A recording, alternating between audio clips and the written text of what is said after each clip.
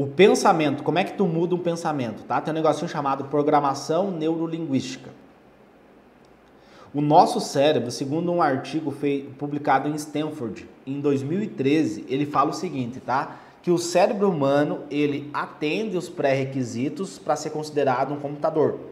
Só que o nosso cérebro é muito mais sofisticado do que um computador.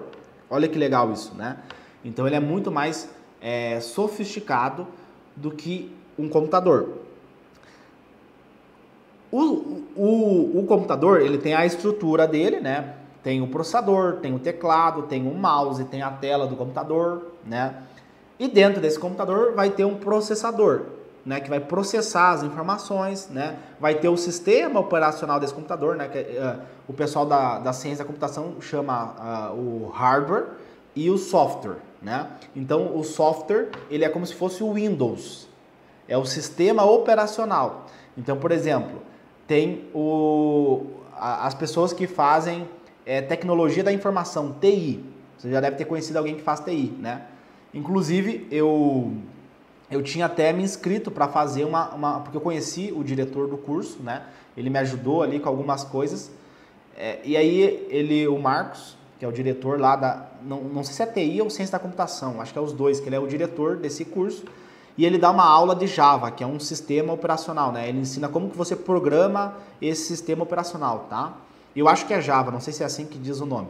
Enfim, então o programador, o que ele faz? Ele programa o sistema. Então aquele sistema tem uma linguagem. Ele tem uma linguagem, né? Uma linguagem computacional e você vai programar aquele sistema. Aí, por exemplo, eu aperto espaço aqui no teclado e vai dar um espaço lá. Então eu apertei, eu fiz uma ação, essa ação gerou um resultado, tá? Enfim, tem toda lá a programação. A nossa mente, ela é como se fosse o software. E o cérebro, a estrutura, o córtex pré-frontal, o lobo temporal, o lobo occipital, todas as estruturas que compõem o sistema nervoso central, o encéfalo, elas é o computador, é o hardware, tá bom? Então, como que você muda um pensamento? Um pensamento, né, ele vai ser o quê? Ele vai dizer ali o que você acha certo, o que você acha errado. É uma ferramenta que nós temos para refletir sobre o mundo, sobre as coisas, né? E, enfim, que é o que faz a gente ser humano, né? A gente ter a capacidade de decidir certo e errado, pensar, raciocinar, entendeu? Então, veja bem, como que você vai mudar esse pensamento? Você tem que programar a tua mente de forma neurolinguística. Por quê? Porque eu penso, né? Então, eu pensei aqui, e aí eu falei para vocês. Então, eu tenho um pensamento e tem a minha fala. Aí tem Wernicke, Broca, que vai executar ali a fala, a comunicação verbal, né? E tem a comunicação não verbal, né? Por exemplo, dentro do método Atleta da Mente, eu tenho uma aula que é sobre linguagem corporal. Linguagem corporal, segundo a neurociência, influencia se tu vai passar em medicina ou não. Tem uma cientista de Harvard que ela consegue determinar qual que é o empresário que tem mais resultado e qual que é o empresário que tem menos resultado só olhando para a postura da pessoa. E eu acredito que, dependendo da linguagem corporal da pessoa, eu consigo determinar se essa pessoa vai passar em medicina ou não. Se você visse a minha linguagem corporal no dia que eu fiz o Enem, você saberia que eu ia passar em medicina. Por exemplo, tinha um cara na minha frente lá, o cara tava de meia, tá? O cara tava de meia, ele tirou o tênis dele, tava de meia, ele sentou em cima da perna dele na cadeira, né? O cara botou um saco de salgadinho do lado da prova dele, uma barra de chocolate, né? E o cara ficava assim, disperso, olhando para cima e para baixo, e pegava e comia aquele salgadinho, porque ele estava, de certo, muito ansioso, né? E aí, quando você está ansioso, você está numa situação de estresse, o teu cérebro vai querer uma situação de prazer. O que dá prazer é comer. Por isso que tem muitas pessoas que comem a prova inteira. Então, assim, tu via a linguagem corporal do cara, entendeu? O cara parecia retraído, com medo, inseguro, entendeu? E tu via a minha linguagem corporal, né? Eu fiz umas técnicas, eu ensino dentro do método Atleta da Mente técnicas de respiração, né? Para você oxigenar o seu cérebro durante a prova. Então, assim, eu comecei a fazer o meu ritual pré-prova, né? Eu tinha feito 20 provas em casa.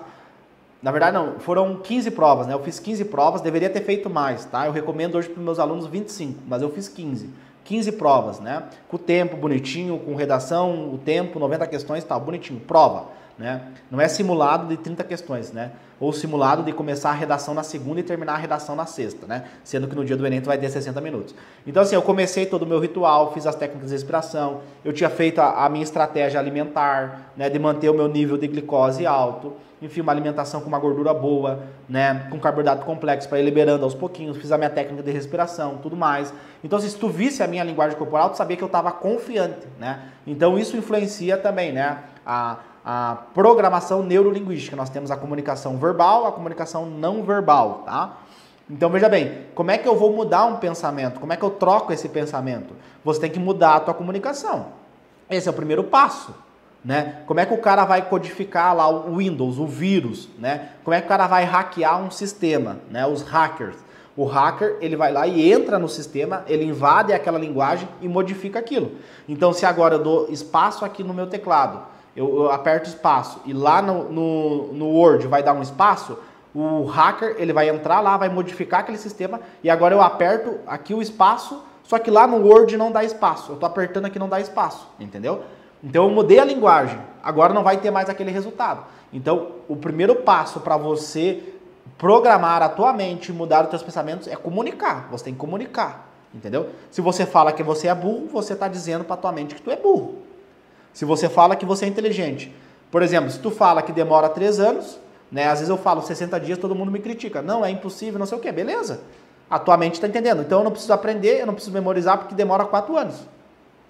Se tu fala para tua mente que demora 60 dias, a tua mente vai aprender ou vai esquecer o conteúdo? Vai aprender, porque tu tem 60 dias. Então é louco isso. A nossa mente, e assim, por exemplo, eu poderia trazer explicações da medicina para explicar isso para vocês. Por exemplo, câncer. A pessoa cura o câncer, tinha 1% lá de sobreviver e a pessoa vai lá e cura o câncer. É o mesmo tratamento, é a mesma coisa. E aí tu vê o que a pessoa fez. Ela começou a acreditar. Eu vou sair do hospital, eu vou curar essa doença, eu vou. E as pessoas que vêm a óbito são pessoas que não, mas não tem mais como, é o câncer e tal. A pessoa não acreditou mais naquilo. E aí a mente obedeceu. Ela não acredita mais, então vamos parar de funcionar o coração, vamos parar de funcionar o sistema. A pessoa já, na mente dela. Então olha que louco isso, pessoal, né? E eu tive oncologia, né, semestre passado, eu conversei com a minha professora sobre essa questão espiritual, essa questão da mente, né? Porque a medicina, como que a medicina prova o poder da mente? Ela prova com o efeito placebo. O que é o efeito placebo? Eu quero testar uma pílula, um remédio, um fármaco. Como é que eu vou testar esse fármaco? Eu vou pegar 2 grupos. Vou pegar o grupo A e o grupo B. O grupo A toma o remédio e o grupo B toma a farinha. Vou repetir. O grupo A toma o remédio e o grupo B toma a farinha. Como é que a medicina explica o poder da mente? O grupo B teve mais resultado que o que tomou o remédio. O cara acreditou tanto na mente dele que o remédio ia funcionar, que a mente mandou o corpo resolver aquele problema. Olha que bizarro isso, entendeu? Então, por exemplo, quando você acredita que demora 3 anos, você vai ficar 3 anos estudando. Se o dono do cursinho falou para você que é 3 anos e você acreditou naquilo, você acabou de instalar um aplicativo na tua mente, no teu Windows mental. Vai demorar 3 anos. Quando você sentar para estudar, você vai procrastinar. A tua mente vai dizer o seguinte, pô, por que tu vai se dedicar tanto aqui se demora 3 anos? Começa amanhã. Aí o cara fica amanhã, amanhã, amanhã, amanhã e nunca começa. Entendeu? E nunca começa. E vai indo, e vai indo, e vai indo, e o cara não sai do lugar. Procrastina, por quê? A mente dele mandou. É a mesma coisa o paciente oncológico. O cara, ele já desistiu da luta contra o câncer na mente dele. Aí a mente, para de funcionar os órgãos, para de funcionar os sistemas. E o outro paciente que sobreviveu, que lutou, que venceu o câncer, ele diz para a mente dele, eu vou sair daqui, entendeu? E é o que eu falo para os meus alunos. Começa a acreditar nos 60 dias. Implanta isso na tua mente, né? Olha, mas a minha prova é daqui 10 meses. Beleza? Mas e se a prova fosse daqui 60 dias? Você passaria? Começa a treinar a tua mente nessa forma. E se a prova fosse daqui 60 dias, será que eu passaria? Será que eu tenho uma boa técnica de estudo? Não adianta chegar lá no dia do Enem e esperar um milagre. No dia do Enem não vai ter videoaula, no dia do Enem não vai ter apostila, no dia do Enem não vai ter resolução do YouTube, vai ser você, a tua mente, que é uma ferramenta que nós temos, você, né, o teu corpo físico, a tua mente, o papel e a caneta, só.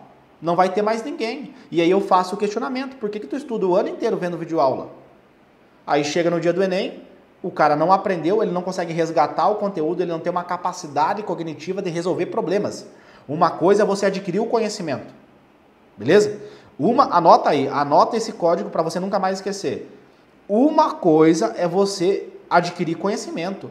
Outra coisa totalmente diferente é você resolver problemas a partir desse conhecimento. Eu posso saber a fórmula da geometria espacial, como é que eu calculo o volume do cilindro. Outra coisa bem diferente é eu resolver o problema de questão que envolve o cilindro, porque daí o Enem vai meter assim, eu vou fazer uma festa, nessa festa eu vou convidar tantas pessoas, vai ter tantos copos, cada pessoa vai tomar tantas ml de água, e aí ele pergunta para você, quanto de água tem que comprar, sendo que cada garrafa tem tal volume, e é no formato cilindro. Aí o buraco é mais embaixo. Aí não adianta você sair da prova do Enem chorando, reclamando, criticando a prova. Nossa, o Enem está cada vez mais conteudista, o Enem isso, o Enem aquilo.